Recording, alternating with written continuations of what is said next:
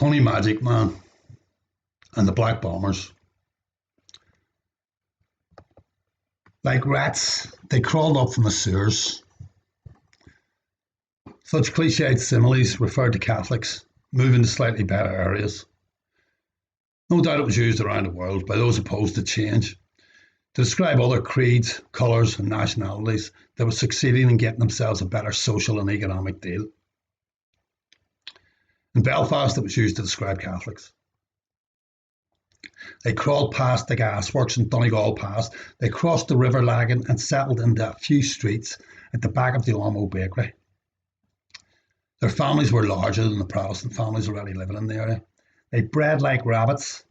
They kept coal in their baths because most of them had never seen a bath before and didn't know what else it could be used for. At 7 years of age, Manus had still been politically unaware, spent his bus fare in sweets and had to walk home past the gasworks. He was stopped at Donegal Pass by a small crowd of boys. "What are ye?" Manus was asked. He did not know the answer. It was the first time he had ever been asked. "Are you a Fenian? Are you a prod? Are you a Tig?" In answer to their questions, Manus was able to do little more than look blank, back away and shake his head. The little crowd, varying in ages from 5 to 12, were becoming weary of his incomprehension. In an effort to make himself understood, the eldest offered, "Are you a Roman Catholic?" Somehow Manus still wasn't sure. He'd heard about the Romans and the Greeks, but he didn't think he'd been on the side of the Romans. "He's a Tig," one said. "There's his tie." Manus's tie, which in a display of both bravado and contempt he had writhed off the instant he had been released from school, had not been neatly rolled up and placed in his pocket, but simply stuffed in his pocket. So now part of it hung telltale for all to see. Manus was still none the wiser on prods and tags, or Greeks and Romans, but he knew he regretted his cavalier untidiness. He was pushed, punched, kicked and spat on, before being allowed to make a break for it and getting chased. Later in the day, he would have it explained to him that he was a Roman Catholic. A Fenian was someone from ancient times who had fought in Ireland, and the word was used to describe Catholics. No one seemed to know the origin of the word Taig. It was actually a common old Gaelic name, meaning poet. But for Manus, when he heard it, it usually just meant run. Mixed marriages had made it virtually impossible to tell by someone's surname what their religion was. In fact, by the late 60s, there was very little to distinguish one tribe from the other. In the north of Ireland, 2/3 of the population were prods, 1/3 were Taigs. Taigs went to Taig schools, not state schools. Taigs played Gaelic football and hurling, and up against the wall of the Ormeau Bakery, a place which employed no Catholics, Taigs and prods played handball. Taigs played good Celtic games, which would be approved of by both their teachers and their forefathers. But they also played soccer, rounders, and even cricket. Teachers and directors of large firms would try to maintain the purity of their forefathers' ways, but the kids were mixing freely. The late 60s was a time of revolution. Protestant and Catholic workers united to start a civil rights campaign. They demanded a voting system of one man, one vote, to replace the system whereby the more property you had, the more votes you had. They took to the streets to protest their demands. It was a time of protests. The Beatles and the Stones, flower power and drugs. Tony Magic Man was so named because he could do card tricks and tricks with coins. He was a small boy who stuttered, and on starting secondary school, the class took delight in mocking his affliction. Undeterred, Tony would not sit quiet, but often spoke with adamant conviction about subjects the class had never heard of. Tony talked of astral travel and hypnotism, amongst other things. Manus was taller, did not stutter, and had the ability, should he ever choose, to run with, perhaps even lead the pack. An allegiance to the underdog, or a desire to hear of anything other than the ordinary grind, led Manus to lend Tony his protection. Tony and Manus were 12 years old. It was under the influence of his protector that Tony started to miss school. Dry days were spent along the disused railway tracks, and when it rained, sheltering under its bridges. Every woman sniffed Lady Esquire's shoe polish remover, a forerunner of glue, apart from Tony, who would try to hypnotise those under the influence of the solvent. He had no success. Astral travel was another one of Tony's peculiar trains of thought, and for a small boy with a stutter, he was quite an influence on the lads at the back of the bakery. Each night would see them earnestly go through the motions of Tony's instructions. Lying in bed, they would imagine their feet going numb. This feeling was to spread up until their whole body was numb. Then they were to imagine themselves going up in a lift, and when it stopped, they were to look down and not be frightened by the sight of their own sleeping bodies. From that point, they were to go wherever they chose. Again, there was no success. But one night, they discovered speed, amphetamine. Drugs were not easy to get for a 12-year-old. Most of the chemists in the surrounding areas had already barred the lads from buying or stealing Lady Esquire, and the one remaining source of mind-altering substances was parents, mothers in particular.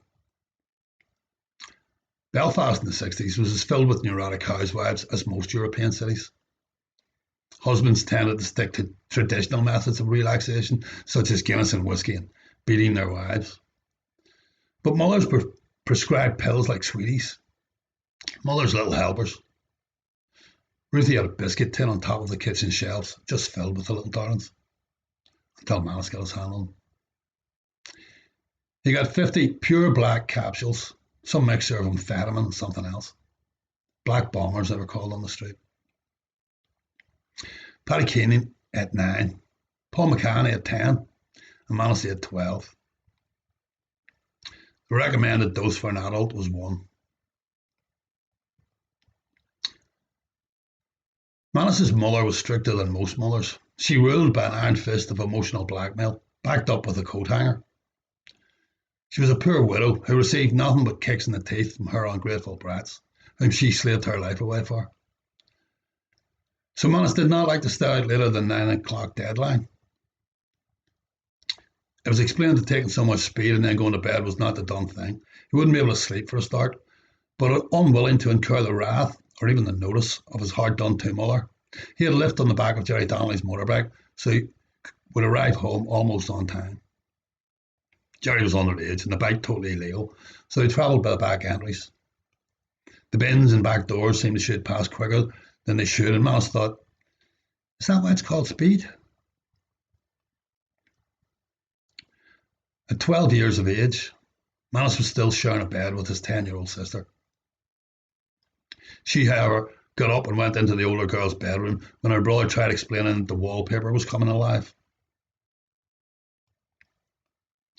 The wallpaper was patterned with American footballers, basketball and baseball players. There was a character in a comic out at the time who would play his magic flute to make the Egyptian figures on his wallpaper come alive. With 12 black bombers exploding in his head, Manus didn't need a magic flute. Like little holograms, the baseball, basketball and football players all came off the wall, and Manus had his very own Disneyland. Manus had been told that he would suffer from the horrors. The horrors were bats and indefinable fears. True enough, a bat did appear at his bedroom window. Manus, however, was not scared. He blew the bat an innocent 12-year-old kiss, and the bat turned the right way up to become a cuddly, furry little thing. Manus's father had been dead for 6 years, but his appearance at the window also failed to frighten. The daft frowned. What's the matter, Daddy? Manus asked, and was answered that he was too young to be taking drugs. But this is a drug era, Dad. This is a path you put me on. Everywhere else has been explored and conquered. Everywhere except the space between my ears. The father shook his head and frowned. You're still too young. Manus blew his father a kiss. Unconvinced, the father relented that what was done could not be undone, and came into the room to sit beside his son. When he had been very young, Manus had asked his father what a nightmare was. His father had said a nightmare was a horse that flew at night. Probably the father had not wanted his son to have bad dreams, but that very night Manus had had a bad dream. He dreamt he was flying just above the rooftops of the houses. Two men had pulled a gun on him and made him come down, where they stole the nice fawn coat his mother had made for him. After that, he couldn't fly no more, until the night he did the speed. That night, Manus hallucinated that while staying in his own room, he also went round to Paddy Keenan's. Paul McCann was there, and the three of them babbled about their hallucinations. Then Paddy hallucinated something that scared him. Manus fled Paddy's then. As Manus arrived back to his house, his room, his body, he leapt from his bed and tried to shake out the multitude of matchstick-like creatures with heads and legs that infested his hair. Probably the fear of nits, mixed with a scene from a sci-fi movie he had heard about. He ran across the landing, which became carpeted in the horrible little things. He shook them out of his hair into the bath. He tried to wash them down the drain, but they blocked the plug hole and filled the bath. Crying, Manus went to go downstairs to get scissors to cut his hair off. His mother caught him on the landing. "It's only a bad dream," she said, and he realised he was beyond her grasp. She couldn't see them, and he couldn't even tell her about them. The rest of the night was spent in fear. Ku Klux Klan members with scimitars stood outside his door. Manus could do nothing, just sit and wait. It was a long night. Since he hadn't slept all night, he got to stay off school the next day, and gradually the drugs began to wear off. That evening there was trouble in the city. The people had been split up. Catholics and Protestants were no longer fighting for one man, one vote. They were fighting each other. The sky burnt a bloody orange, and Manus was not permitted to leave the street. He sat in the church wall beside his house. Maybe Manus's dad was right. Maybe Manus had been too young, but it was too late to stop now.